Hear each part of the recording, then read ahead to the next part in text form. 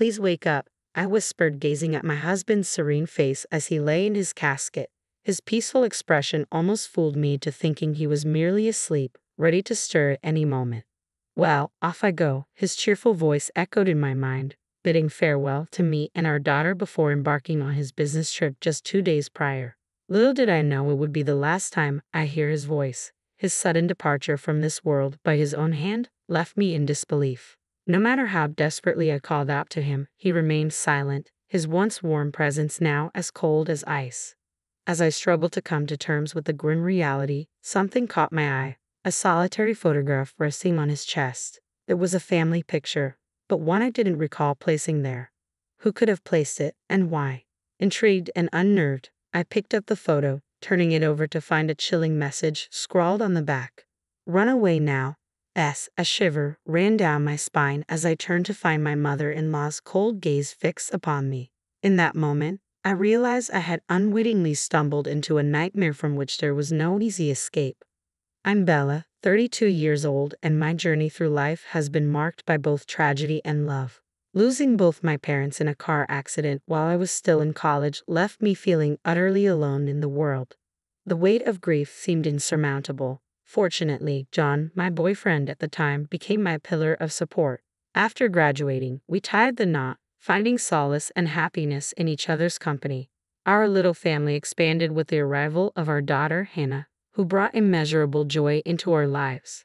Our family circle extended to include my mother-in-law and brother-in-law, forming a tight-knit support system. Sadly, the passing of my father-in-law a year ago left a void in our hearts. His sudden demise, attributed to what was initially termed an illness but revealed to be a fatal heart attack, shook us all profoundly. Despite the loss, financial worries never haunted us, thanks to the prosperous business my in-laws managed.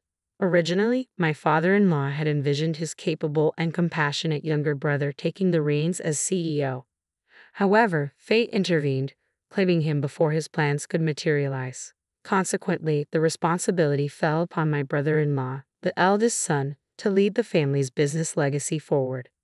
Dad wanted me to take over, but I couldn't possibly do that over my older brother. "I'll support him." My husband's reverence for his brother ran deep, leading him to gracefully step aside from the CEO position. His respect for family hierarchy was unwavering. My brother-in-law, in turn, displayed a genuine kindness towards me, often engaging in friendly conversations. While our bond blossomed, my interactions with my mother-in-law were marked by a noticeable strain. Initially, my mother-in-law extended warmth towards me, even bonding over cooking sessions, expressing how much she cherished our time together. Her affectionate gestures painted a picture of familial harmony. However, with my father-in-law's passing, a frosty silence enveloped her demeanor. Both my husband and I felt the chill of her withdrawal, her once warm gaze now evading ours. Even our daughter, Hannah, accustomed to adoration as the first grandchild, faced her grandmother's icy reception, met with disapproving glances and curt responses. "She used to be such a sweet person before," my husband lamented, his disappointment palpable. Witnessing his distress, my heart ached with sympathy. "Something seems off about Mom," my husband voiced his concerns, furrowing his brows in deep contemplation. "She's glaring at me as if I'm her enemy. Could she think we're after her assets? Or maybe she's unwell?" Despite his introspection, he couldn't pinpoint a plausible explanation for her sudden change in demeanor. The shift first became apparent during my father-in-law's one-week memorial service.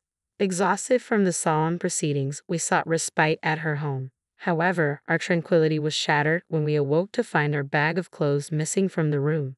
Could it be a burglary? I pondered aloud, but the selective disappearance of our belongings cast doubt on that theory. As we scoured the house, a plume of smoke billowed from the backyard, drawing our attention. To our disbelief, we discovered our possessions ablaze, and there stood my mother-in-law. "Mom, did you do this?" we implored, seeking an explanation for her inexplicable actions. But she remained silent, her wide-eyed gaze and trembling hands betraying her fear. "Why, Mom? What have we done to deserve this hostility?" We pleaded for answers, but her lips remained sealed, leaving us grappling with uncertainty and confusion. Despite her stoic silence, John extended a hand of understanding to his mother, his voice laced with gentle reassurance. "You're not worried about us going after your assets, are you? I'm not interested in your possessions. Please believe me, Mother-in-law, we only want what's best for you. However, our pleas fell on deaf ears as mother-in-law icily commanded, "Leave, both of you, and don't return." With heavy hearts, we departed, our once close bond with her fractured, reduced to mere remnants of what it once was. For the past year, we maintained a distant relationship. Our attempts at reconciliation met with resistance from mother-in-law's unwavering animosity. Then, out of the blue, a message from my brother-in-law beckoned us to the first anniversary memorial service for my father-in-law. Despite mother-in-law's continued coldness, we decided to attend, hoping for a glimpse of reconciliation. Yet her aloofness persisted, serving as a painful reminder of the chasm that now separated us. Witnessing John's contemplative expression amid the familial discord, I couldn't help but wonder about the thoughts brewing in his mind. "What's on your mind, John? Are you concerned about your mother?" I inquired softly, sensing the weight of his thoughts. With a gentle touch, John reassured me, "Don't worry, Bella. If there's anything troubling you, just let me know." His tender gesture, brushing away my worries, brought a sense of calm to my troubled heart. His comforting presence was a balm to my anxieties. A month passed, filled with the familiar routines of family life. As John prepared for another business trip, his cheerful demeanor lifted our spirits. However, his sudden return caught me off guard. With a small charm in hand, he bestowed upon me a gesture of protection. His smile, warm and reassuring, filled me with gratitude for the love we shared. Yet the tranquility was shattered by a harrowing turn of events. The next day brought the shocking news of John's untimely death. His lifeless body was discovered in his car on a remote mountain road near my parents' home in Colorado. The circumstances surrounding his demise puzzled and devastated me. Contrary to his claims of a business trip, there were no scheduled engagements. Instead, his final moments were marked by a heart-wrenching call to my brother-in-law, confessing unbearable pain and a desire to end his suffering. The revelation left me reeling with guilt and confusion. I blamed myself for failing to recognize his anguish, grappling with unanswered questions and an overwhelming sense of loss. Beside his lifeless form, I felt my strength waning, but my brother-in-law's steadfast support steadied me in the face of despair. "Stay," he urged, his presence a beacon of solace in the darkness of grief. "Bella, stay strong." My brother-in-law's voice wavered with emotion, mirroring the turmoil in my own heart. I wish I had understood John's pain better. Why did this happen? The weight of sorrow bore down on me, compounded by Hannah's tears as she clung to me for solace. Meanwhile, my mother-in-law's stoic glare offered no comfort, her expression devoid of tears. Amidst our collective grief, my brother-in-law and John's colleagues took charge of the funeral arrangements, their somber efficiency a stark contrast to the overwhelming emotions engulfing me. "Please wake up," I whispered to John on the day of his funeral, his serene visage in the casket belying the finality of his passing.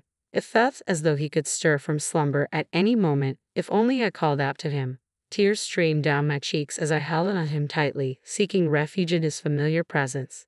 In the midst of my sorrow, a glimmer of curiosity stirred within me as I noticed a lone photograph resting on John's chest. Who had placed it there, and what significance did it hold in this moment of profound loss?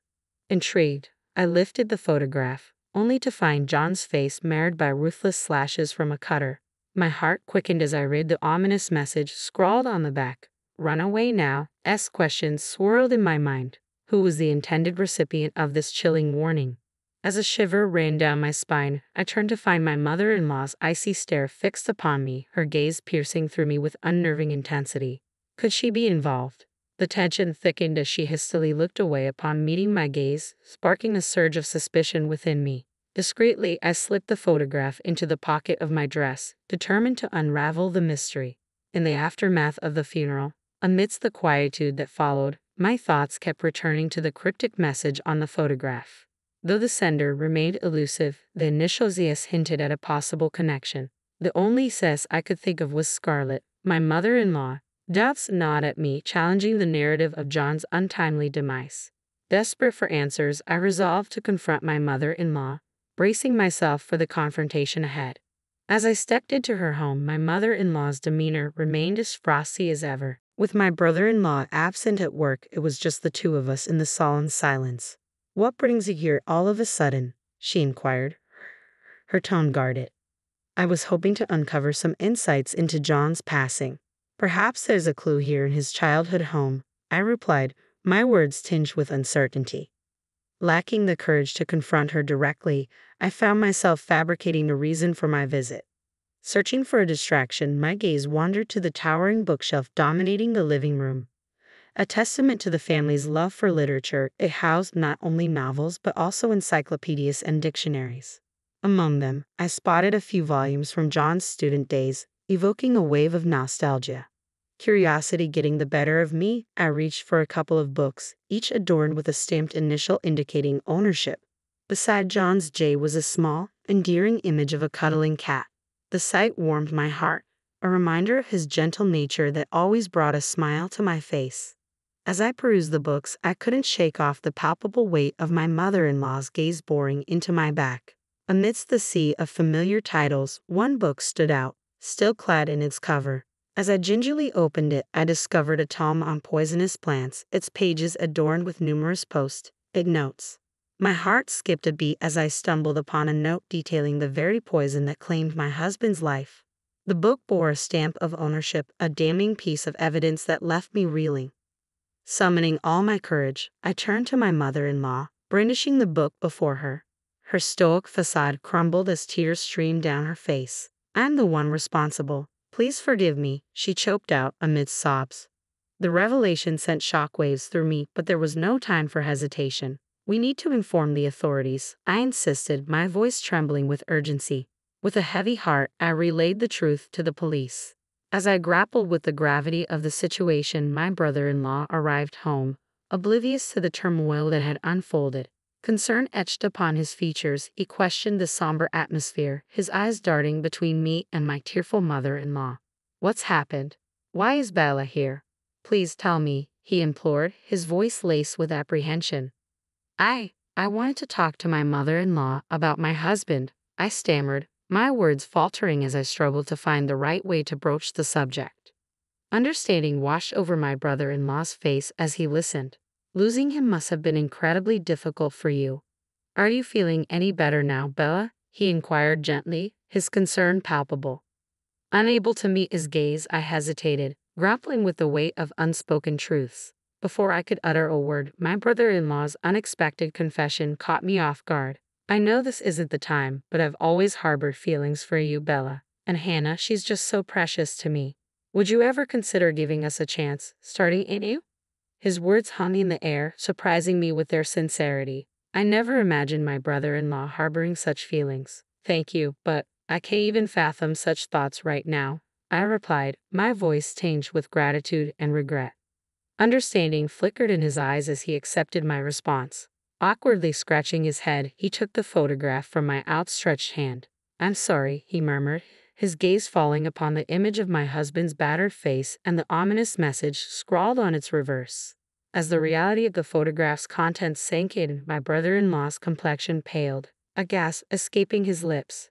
This was inside John's coffin. Who could have done such a thing? His shock mirrored my own as we grappled with the sinister implications of the discovery. It's possible that someone at the funeral knows what happened to John, I mused aloud, the pieces of the puzzle slowly coming together in my mind. Wait a moment. John took his own life, so there's no perpetrator to speak of, I reasoned, trying to quell the rising unease. However, my brother-in-law appeared perplexed, his agitation palpable as he shifted uneasily. But in my dreams, John's voice echoes, accusing someone of betrayal and expressing hatred. I divulged, watching as his eyes widened in shock, his features contorting with alarm as if confronted with a horrifying revelation.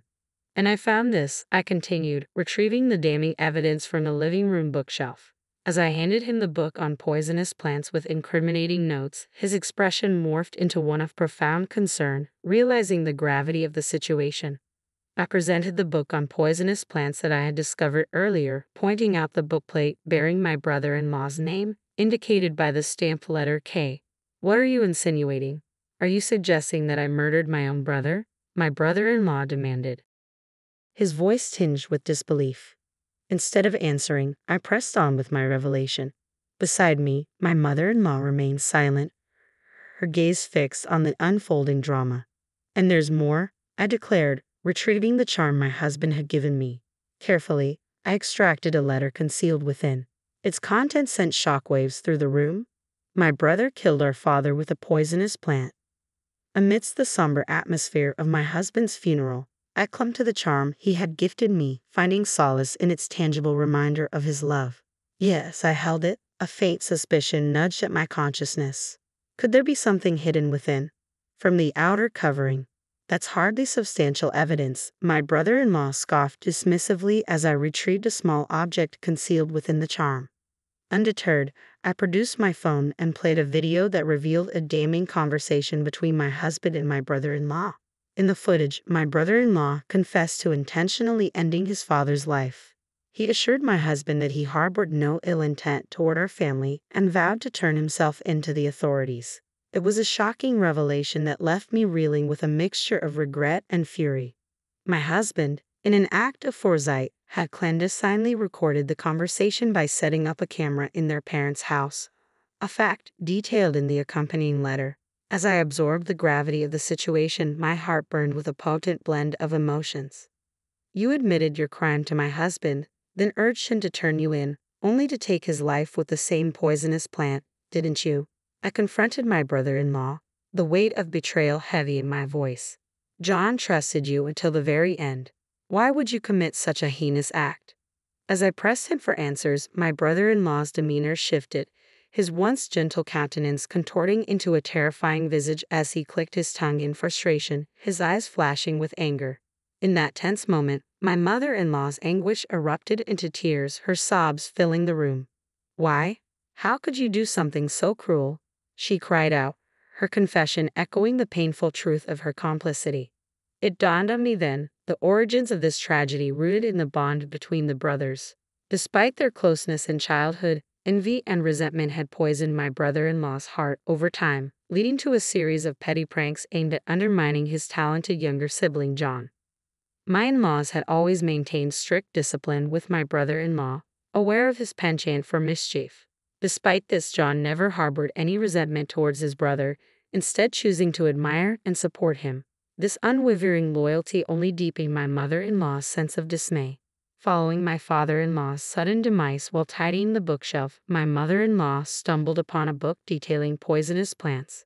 Despite the diagnosis of a heart attack, John had never displayed any prior heart issues during his medical checkups, leaving me with a lingering sense of unease. It was then that I noticed a bookmark nestled within the book, detailing the exact symptoms my husband had experienced before his passing.